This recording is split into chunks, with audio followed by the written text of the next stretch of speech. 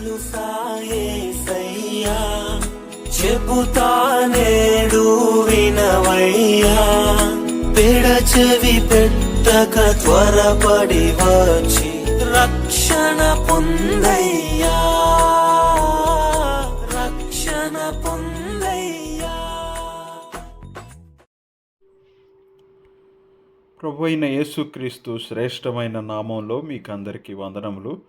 పరిశుద్ధ గ్రంథమైన బైబిల్ నందు యోహాను సువార్త 11వ అధ్యాయము 45-46 వచనాలలో ప్రభు అయిన యేసు చెప్పిన మాటలను మనం ఇలాగున చదువుతాం.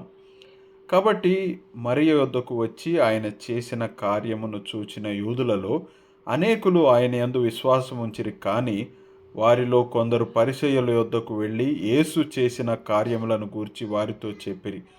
4 దినాలుగా మరణించిన లాజరు సమాధిలో ఉంచబడి ఉండగా ప్రభు అయిన యేసు అతని సమాధి నుండి బయటకు పిలువగా మరణించిన లాజరు సజీవుడై లేచి సమాధి నుండి బయటకు వచ్చాడు.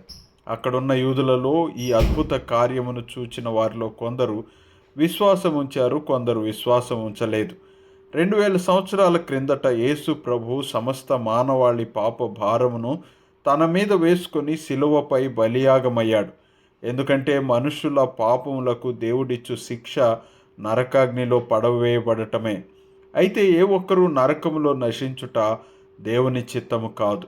ఇందుచేతనే ప్రభు అయిన యేసు ఈ లోకంలో శరీరధారిగా ఉద్భవించి ఎవరైతే ఆయన యందు విశ్వాసం ఉంచుతారో వారి పాపములను దేవుడు క్షమించి వారికి రక్షణ అనుగ్రహించబడినట్లుగా మనుష్యులకు వచ్చు శిక్షను తానే వహించాడు.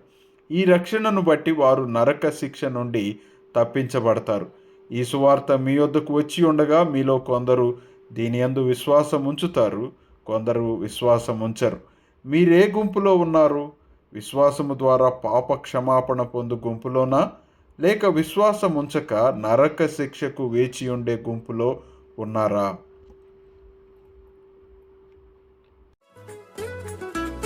దేవాది దేవుడు యేసయ్యా, మానవ జన్మతో వచ్చాడయ్యా. దేవాది దేవుడు